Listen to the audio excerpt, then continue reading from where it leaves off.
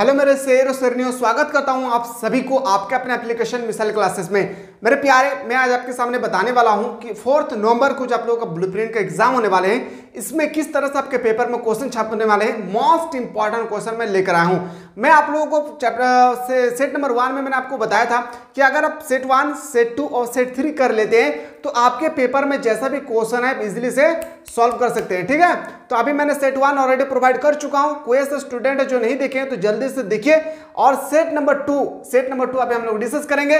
Set number 2 में अगर आप लोग कमेंट सेक्शन में कमेंट किए कि सर हम लोगों को सेट 3 भी प्रोवाइड करें, तो बिल्कुल मैं एडिशन आप लोगों के सामने सेट 3 भी लेकर आऊंगा, जो आपके पेपर के रिगार्डिंग मोस्ट इंपॉर्टेंट क्वेश्चन होगी, ज्योग्राफी सेक्शन होगी। और फाइनल एग्जाम में भी आप लोगों का जब फाइनल एग्जाम होगी ना, उसमें भी आप लोगों का इसी प्रकार से क्वेश्चन छपने वाले हैं। चलिए, अगर आप में से कोई ऐसे स्टूडेंट है जो चाहते हैं सर हम लोगों को आर्ट्स में बेहतरीन तरीके से तैयारी करना है, कोई भी स्टूडेंट है जो चाहते हैं सर मुझे आर्ट्स में बेहतरीन तरीके से तैयारी करना है और मैं इस बार 90+ मार्क्स लाना चाहता हूं या चाहती हूं, तो आप लोगों को ना बहुत ही सिंपल तरीका है। क्यों? क्योंकि आप लोगों का सिर्फ और सिर्फ पूछा जाएगा MCQ। क्या पूछा जाएगा? MCQ पूछा जाएगा। अब MCQ का मतलब होता है ऑब्जेक्टिव। अब ऑब्जेक्टिव का मतलब होता है कि आप जो चीज पढ़े अगर वो आया है तभी आप उसको सही कर सकते हैं, अन्यथा आप सही नहीं कर सकते। इसके लिए मिसाइल क्लासेस के एक छोटा सा परिवार आप लोगों का एक न्यू कोर्स लेकर आया है। न्यू कोर्स का मतलब होता है कि आप प्ले स्टोर में जाना है और सर्च करना है। क्या सर्च करना है सर? Missile classes. क्या, ध्यान से सुनिए, अगर आप टॉप पोजीशन पे आना चाहते हो तो प्ले स्टोर में जाके और सर्च करना है मिसाइल क्लासेस। क्या सर्च करना है? प्ले स्टोर में जाकर सर्च करना है मिसाइल क्लासेस और अपने मोबाइल नंबर से इस ऐप को वेरिफिकेशन कर लेना है। जब आप वेरिफिकेशन करेंगे तो आपके सामने बहुत सारा कोर्सेज नजर आएगी। क्या होगी? बहुत सारा कोर्सेज नजर आएगी। उनमें से आपकी आंखें बाज की तरह होनी चाहिए और आपको सिर्फ यही कोर्स दिखना चाहिए जिसका नाम है, याद रखिएगा, क्लास 11 टारगेट 90% का। बस ये क्लास को अगर ज्वाइन कर लेते हैं, आप ट्यूशन कर रहे हैं, कोचिंग कर रहे हैं, कहीं भी कर रहे हैं, वो आपके लिए बेटर होगा। ठीक है, अगर इस कोर्स को ज्वाइन करते हैं तो ये आपके लिए यूनिक होगा। एक बात याद रखिएगा। ठीक है, यहाँ पे आप लोगों को इतना सारा फैसिलिटी है। सबसे पहले मैं बता दूं इसका फैसिलिटी क्या है। यहाँ पे आप लोगों को मिलने वाला है chapter by chapter classes and PDF, पहला। दूसरा आपको मिलने वाला है सबसे इंपॉर्टेंट तो मैं नहीं बोलूंगा बल्कि मोस्ट इंपॉर्टेंट है कि एक सब्जेक्ट में आप लोगों को 5 सेट प्रोवाइड किया जाएगा। याद रखिए, एक सब्जेक्ट में 5 सेट प्रोवाइड किया जाएगा। एक सेट में आप लोगों का 40 क्वेश्चन होगी। कितना क्वेश्चन सर? 40 क्वेश्चन होगी। अगर इसको काउंट करेंगे तो 200 क्वेश्चन होगी। कितना होगी?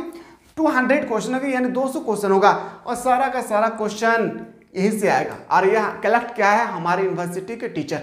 अगर आप देखना चाहते हैं ना 2023 का रिजल्ट कि बच्चों ने किस तरह से इसको स्टडी करके 90, 95, एक बंदा तो 96% तक मार्क्स लाया है। अगर देखना चाहते हैं ना तो आप लोग हमारे चैनल पर नए हैं, चैनल को सब्सक्राइब करके बेल आइकन को प्रेस करें और सबसे पहले कम्युनिटी सेक्शन में जाकर देखिए अलग अलग डिस्ट्रिक्ट ने अच्छी तरह से किस तरह से रिजल्ट क्या है, इजिली से आप देख सकते हो वहां पे जाके। ठीक है, अगर आप लोग चाहते हैं ना कि यहाँ पे किस तरह से हमको क्वेश्चन मिलेगा तो मैं डेमो के रूप में एक मॉडल सेट लेकर आया हूं। आपको ध्यान से देखना है। मॉडल सेट का मतलब होता है कि जो सेट में बताने वाला हूं ना कि 5 सेट आपको मिलेगी। चैप्टर बाय चैप्टर तो मिलेगा ही मिलेगा, आपको नोट्स भी मिलेगा, PDF भी मिलेगा, प्रीवियस क्वेश्चन भी मिलेगा।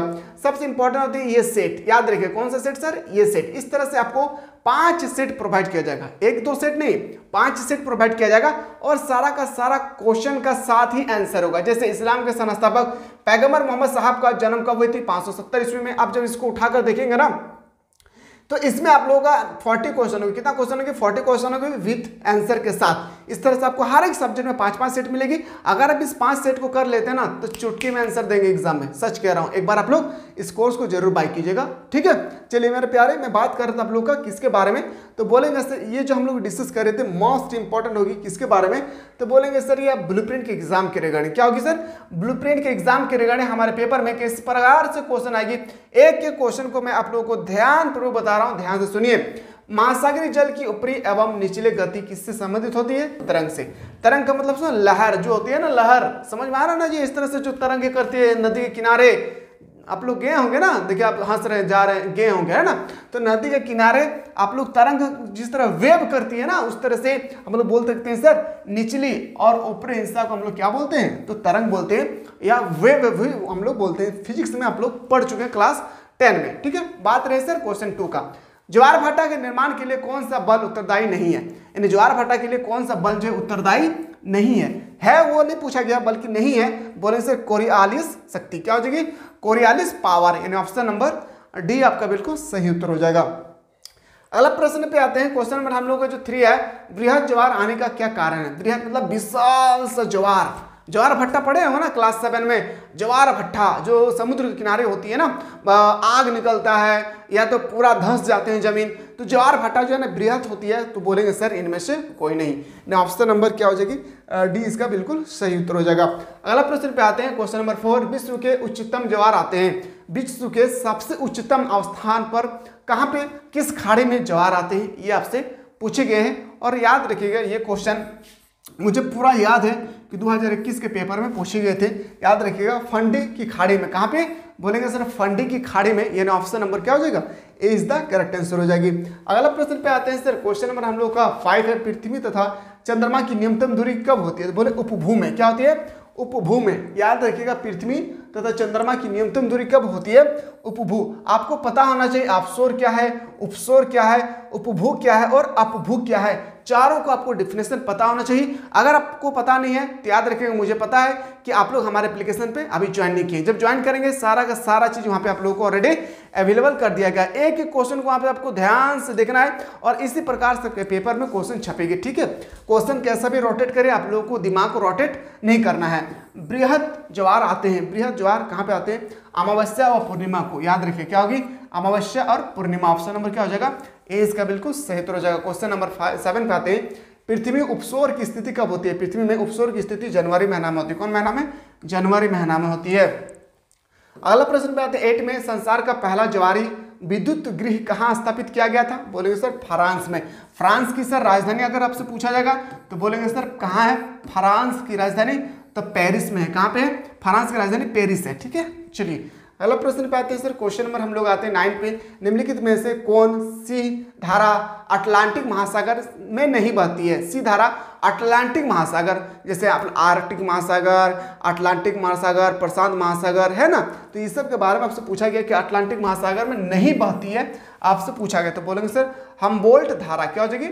हम्बोल्ट धारा। ऑप्शन नंबर बी आपका बिल्कुल राइट आंसर हो जाएगा। ठीक है, क्वेश्चन नंबर आते हैं सर 10। किस खाड़ी में ज्वारी ऊर्जा प्राप्त करने की संभावनाएं सर्वाधिक होती है? किस खाड़ी में? फंडी की खाड़ी में सबसे ज्यादा ज्वार भाटा आती है। ठीक है, ज्वारी ऊर्जा सबसे ज्यादा यहीं पे विनिश होती है। ठीक है, चलिए सर अगला प्रश्न है। क्वेश्चन नंबर 11 पे आते हैं। क्वेश्चन नंबर 11, निम्नलिखित में से कौन सा गर्म जलधारा है? आपको बताना है गर्म जलधारा क्या होगी?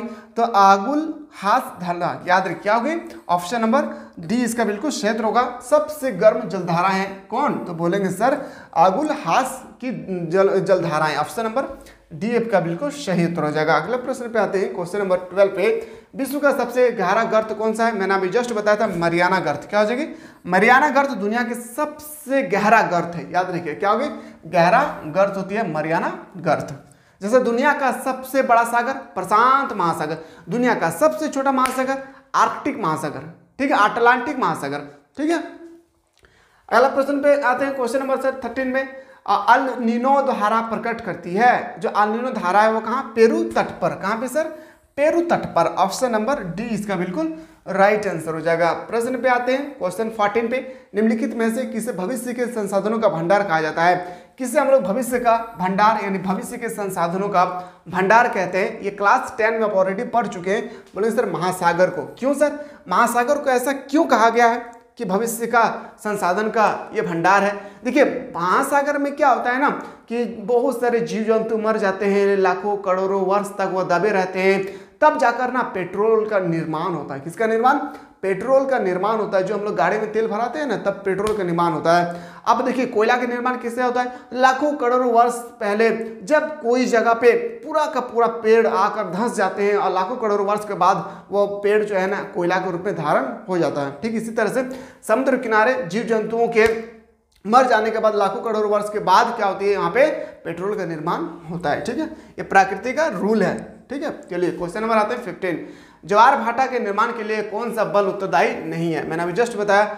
ऑप्शन नंबर क्या हो जाएगा? ऑप्शन नंबर डी इसका राइट आंसर होगा। ऑप्शन नंबर डी को रिपीट कर दिया गया। ठीक है, सागरीय मछलियों में पर्याप्त मात्रा में उपलब्ध होती है। जो सागर में, सागर का मतलब समझ में आ रहा है, सागर एक पर्यायवाची शब्द है किसका, समुद्र का, ठीक है। समुद्र का पर्यायवाची शब्द क्या है, तो बोलेंगे सर सागर। समुद्र के मछलियों में पर्याप्त मात्रा में क्या उपलब्ध होती है, तो बोलेंगे सर प्रोटीन होती है, वसा होती है, विटामिन व खनिज होती है। इन ऑप्शन नंबर क्या आ जाएगी, ऑप्शन नंबर डी इसका बिल्कुल राइट आंसर हो जाएगा। अगला प्रश्न मैं लेकर चलता हूं, नदिया के पार सागरों में ज्वार भाटा आने का क्या कारण है। जो सागर है, समुद्र है, उसमें ज्वार भाटा आने का क्या कारण है, तो देखिए सूर्य व चंद्रमा का गुरुत्वाकर्षण के कारण क्या हो जाएगी, सूर्य एवं चंद्रमा के गुरुत्वाकर्षण के कारण क्या होती है, ज्वार भाटा का उत्पन्न होता है। क्या होती है, ज्वार भाटा का उत्पन्न होती है। ऑप्शन नंबर बिल्कुल सही उत्तर हो जाएगा, क्या, ऑप्शन नंबर डी इसका बिल्कुल राइट आंसर हो जाएगी। अगला प्रश्न पे आते हैं, जिस दीप के द्वारा आगुलहास धारा दो भागों में विभक्त होती है वो आपको बताना है। कौन सा धारा है, बोले कौन सा दीप के द्वारा अलग होती है, बोलेंगे मेडागास्कर। क्या हो जाएगी सर, मेडागास्कर। यानी ऑप्शन नंबर क्या होगा, option number D is the right answer होगा। मेरे प्यारे आप लोग पढ़ रहे हैं ना घर में, देखिए आप जीवन में ना सिर्फ 2 साल स्टडी कर लीजिए बेहतर से।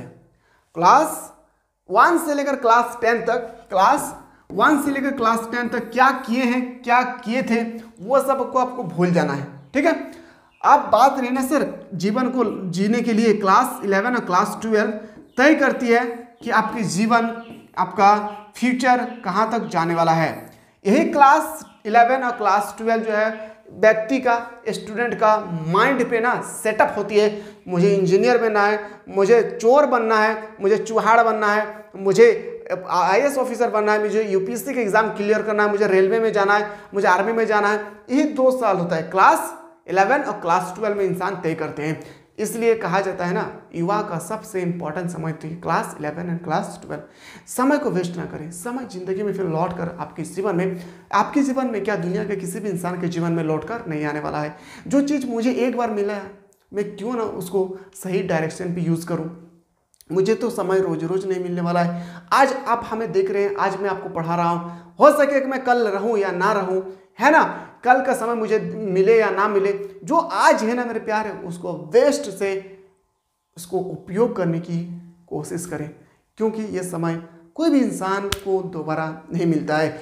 समय को इस तरह से जिया करो कि समय भी कहेंगे कि मैं किस इंसान के पाला पड़ा हूँ, जो मुझे दिन रात जकड़ कर रखते हैं। इस तरह से मेहनत करें। जब इस तरह से आप मेहनत करेंगे ना, उसके बाद जब आपके हाथों पे रिजल्ट होगी ना, आपके मम्मी पापा का खुशी कुछ और ही होगा।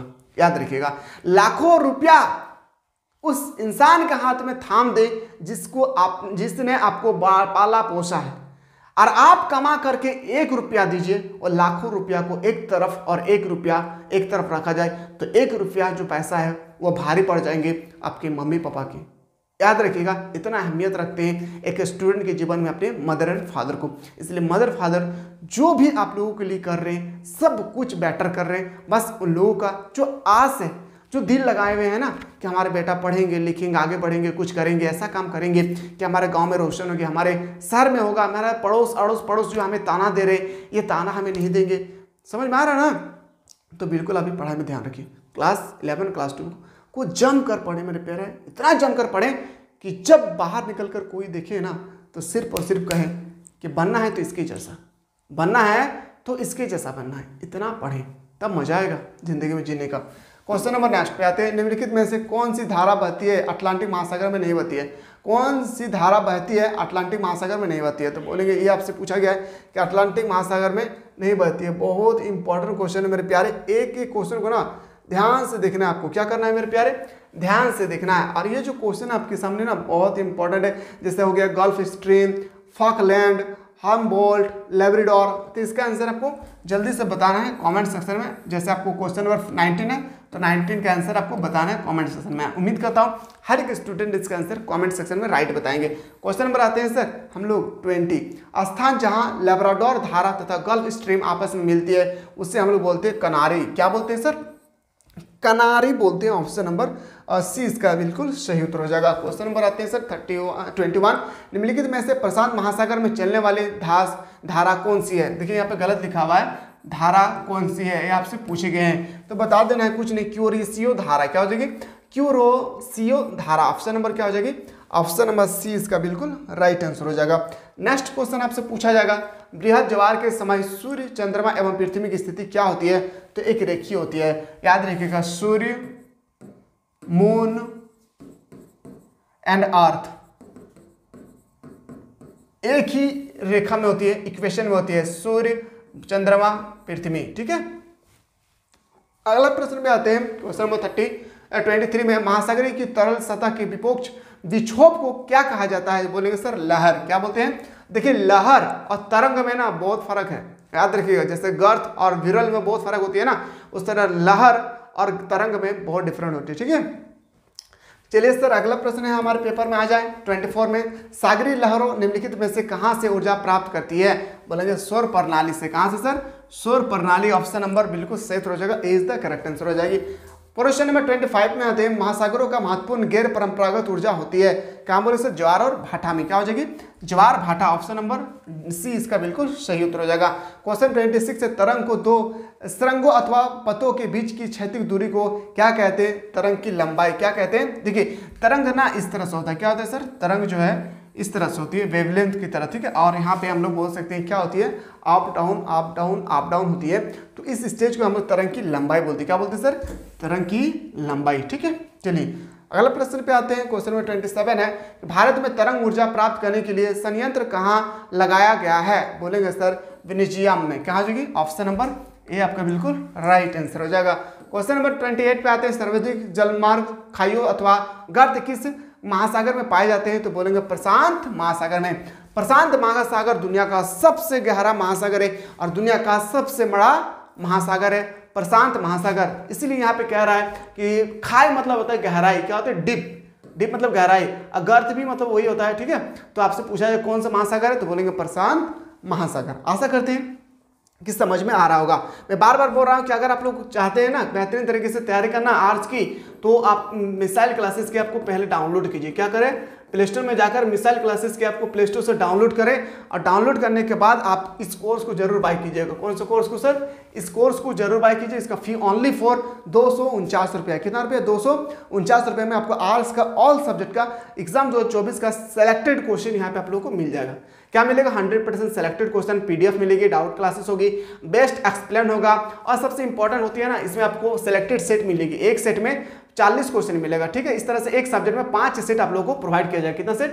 5 सेट प्रोवाइड किया जाएगा। आप इजीली से देख सकते हैं कितना बेहतरीन तरीके से इस सेट को बनाया गया। इस सेट नंबर 1 है, और इसमें जब आप देखेंगे तो यहाँ पे आप लोगों को 40 क्वेश्चन देखने को मिलेंगे। कितना क्वेश्चन सर? यहाँ पे 40 क्वेश्चन मिलेंगे। जैसे मंगोलिया गणराज्य कब बना, गैरीगेरियो कैलेंडर का आरंभ कब हुई थी, है ना।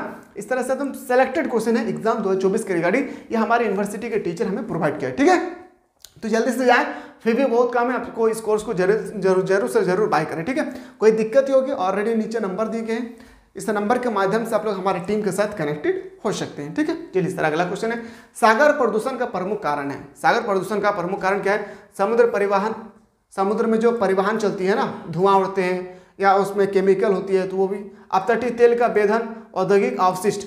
जो सागर होती है ना, सागर मतलब समुद्र, समुद्र में जो बड़े बड़े फैक्ट्रियाँ होती है उसके किनारे में, तो उनके केमिकल जो है डायरेक्ट कहाँ पे मिलते हैं? समुद्र में। तो समुद्र का पानी क्या हो जाता है? दूषित हो जाता है, प्रदूषण हो जाता है। ऑप्शन नंबर क्या हो जाएगा? ऑप्शन नंबर डी इसका बिल्कुल राइट आंसर हो जाएगा। अगला प्रश्न है, विश्व के सबसे बड़े महासागर का नाम क्या है? मैंने अभी जस्ट बताया, क्या हो गया? प्रशांत महासागर। क्या हो जाएगी? प्रशांत महासागर। आपको बताना है कि सबसे छोटा महासागर का नाम क्या है। ठीक है, आशा करते हैं मेरे प्यारे कि आपको समझ में आ रहा होगा।